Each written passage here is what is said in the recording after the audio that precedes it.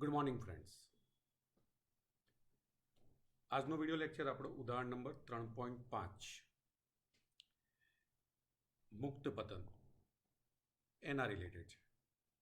Clear છે કે જે શબ્દ છે પહેલાં આપણે અહીંયા સમજવા પ્રયત્ન કરીએ કે હું મુક્ત પતન કોને કહીશ.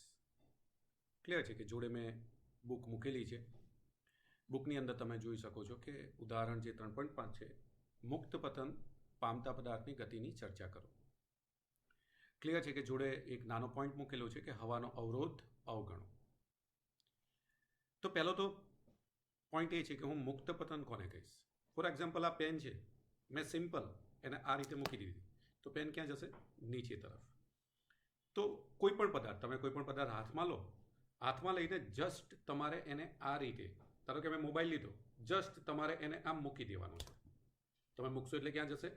નીચે તરફ. તો પૃથ્વીની જે સપાટી છે, સપાટીથી થોડી ઊંચાઈ પરથી કોઈ પણ પદાર્થને જો મુક્ત કરવામાં આવે તો તે ક્લિયર છે કે ગુરુત્વ બળની અસર હેઠળ નીચે તરફ ગતિ કરશે. પદાર્થની જે આવી ગતિ છે, આવી ગતિને કહેવાય છે મુક્ત પતન. તો પહેલાં જ તમે જોઈ શકો કે હા, મેં વ્યાખ્યાને રિપ્રેઝેન્ટ કરી દીધેલી છે. તમે જ્યારે મુક્ત પતન કરો છો ત્યારે સિમ્પલ છે કે તમે નોર્મલી શું પ્રોસેસ કરી, તો આપણે પ્રોસેસ આવી કરી કે સર પદાર્થ હાથમાં લીધો ને સિમ્પલ જસ્ટ આપણે હાથને ખાલી આમ ખુલ્લા કરી દીધા. પદાર્થ ક્યાં ગયો? નીચે તરફ. તમે પદાર્થને કોઈ પણ પ્રકારનું બાહ્ય બળ નથી લગાડ્યું. તમે પદાર્થને કોઈ પણ પ્રકારનો શરૂઆતનો વેગ પણ નથી આપેલો. પદાર્થ ખાલી ગુરુત્વ બળની અસર હેઠળ જ નીચે ગયો. મતલબ ત્યાં ફક્ત એક જ બળ છે અને તે બળ છે ગુરુત્વાકર્ષી બળ. તો જ્યારે કોઈ પણ પદાર્થ આ રીતે પૃથ્વીની સપાટી પરથી થોડી ઊંચાઈ પર આપણે લઈ જઈએ અને ત્યાંથી જો પદાર્થને મુક્ત કરીએ તો તે જે ગતિ કરે એ ગતિને મુક્ત પતન કહેવાય. હવે મુક્ત પતન કરતા પદાર્થ માટે એક વસ્તુ તો ક્લિયર છે કે તમે પદાર્થને કોઈ પણ પ્રકારનો પ્રારંભિક વેગ નથી આપતા.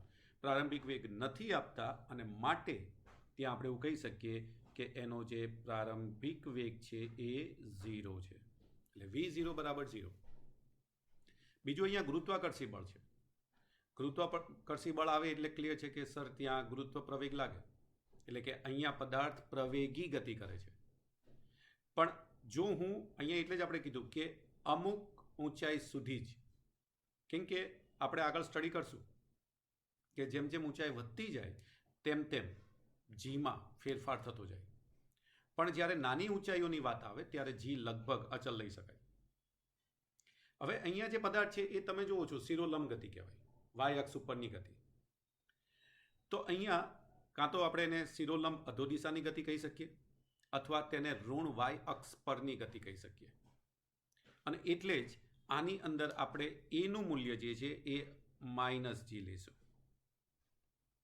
કેમ કે આપણે જ્યારે સાઇન કન્વેન્શન આગળ નક્કી કર્યા ત્યારે આપણે નક્કી કરેલું છે કે જો ધન વાય દિશામાં ગતિ કરે એટલે કે ઉપર તરફ, તો હંમેશા જે રાશિઓ ત્યાં ભાગ ભજવતી હોય એને ધન લેવાની, અને જો ઋણવાય દિશામાં ગતિ કરે તો એને ઋણ લેવાની. તો અહીંયા નીચે તરફ જી લાગે અને માટે એને હંમેશા ઋણ લેવાનો. હા, ક્યાં એની નિશાની આપણે બદલવાની નથી, હંમેશા જી ઋણ લઈને જ આપણે ચાલશું.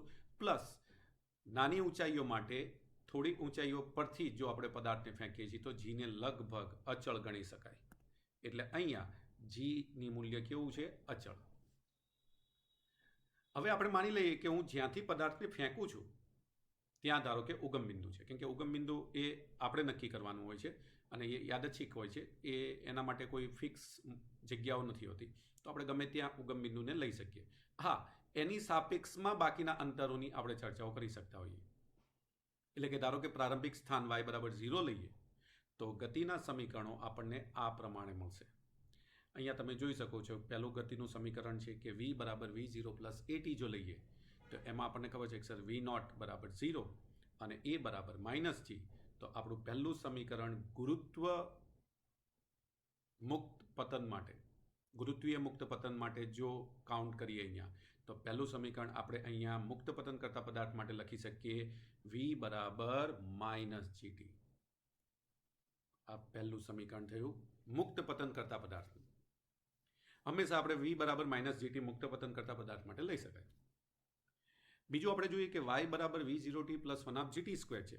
તો ત્યાં આપણે આપણું સમીકરણ કે v0 તો પાછું 0 છે એટલે આપણું y બરાબર -1/gt², આ સમીકરણ મળે. તો આપણી પાસે બીજું સમીકરણ આવી ગયું y બરાબર -1/gt². મુક્ત પતન કરતા પદાર્થ માટે હંમેશા વસ્તુ કે આ સૂત્ર હંમેશા ફિક્સ જ થઈ ગયું. અને ત્રીજું આપણી પાસે સમીકરણ મળે કે v² - v02 બરાબર 2ay છે. તો ત્યાં આપણે v0 બરાબર 0 લઈ લઈએ. તો v² બરાબર, હવે જો ઉપરના જે બે સમીકરણ છે એમાં નંબર 1 v બરાબર -gt મળી ગયું. તો -gtનો સિમ્પલ મતલબ શું થાય? તો v પણ નીચે તરફ, અંતિમ વેગ પણ ક્યાં હશે? નીચે તરફ, અને એટલે એ ઋણ હશે. એટલે અહીંયા આ -gt એ ક્લિયર બતાવે છે કે અંતિમ વેગ પણ ઋણ છે. બીજા સમીકરણમાં આપણને y બરાબર -1/gt² મળ્યું.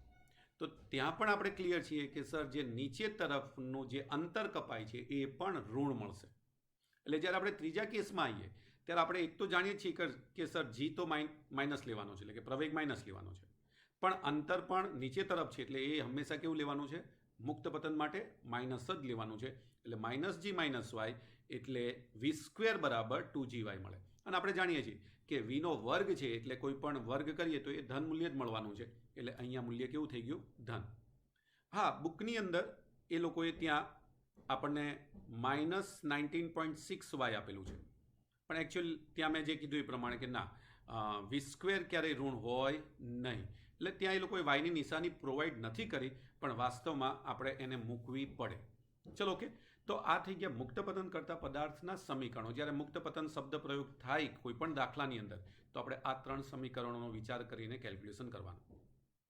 હવે અહીંયા આપણે પ્રવેગ, વેગ અને અંતર, આ ત્રણેયનું સમયની સાપેક્ષે ફેરફાર, તો એના ગ્રાફિકલ પ્રેઝન્ટેશનની જો આપણે વાત કરીએ તો આપણી પાસે પહેલો જે ગ્રાફ છે જે ક્લિયર છે કે એટી ગ્રાફ છે, પ્રવેગ અને સમયનો આલેખ.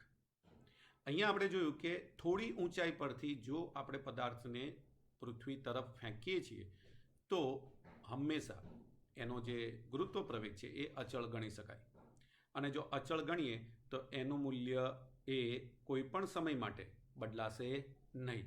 અને માટે તમે જુઓ છો તો અહીંયા ગુરુત્વ પ્રવેગ જીને આપણે સમય અક્ષને સમાંતર રિપ્રેઝેન્ટ કરેલો છે. તો આ બતાવે છે કે જી છે એ સમયની સાપેક્ષે બદલાતો નથી.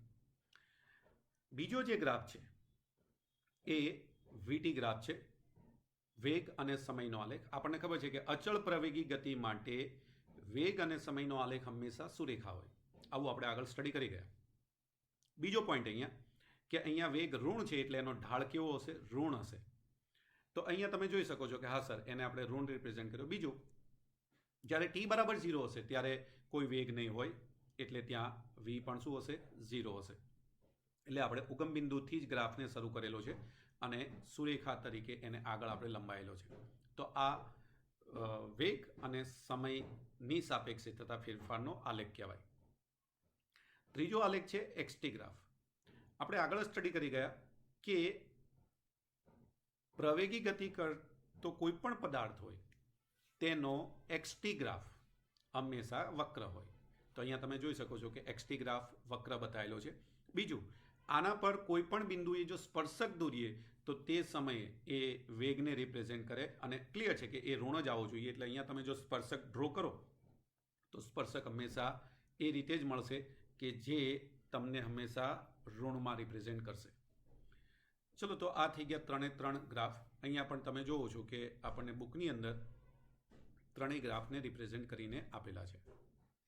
તો આ રીતે મુક્ત પતન કરતો પદાર્થ કોને કહેવાય અને મુક્ત પતન કરતા પદાર્થના અલગ અલગ ગતિના સમીકરણો તથા મુક્ત પતન કરતા પદાર્થના એક્સટી, વીટી અને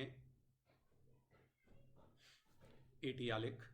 તો આટલો પોઈન્ટ, હા, ઉદાહરણ નંબર જે 4 છે એની અંદર તમારે યાદ રાખવાનો છે. ક્લિયર છે કે આમ ઉદાહરણ પાંચમું ઉદાહરણ એ ખરેખર એક થિયોરિટિકલ પોઈન્ટ છે, પણ છતાં એ લોકોએ એને ઉદાહરણની અંદર પુટઅપ કરેલો છે. તો આ રીતે તમે એને સમજવા પ્રયત્ન કરશો. Thank you.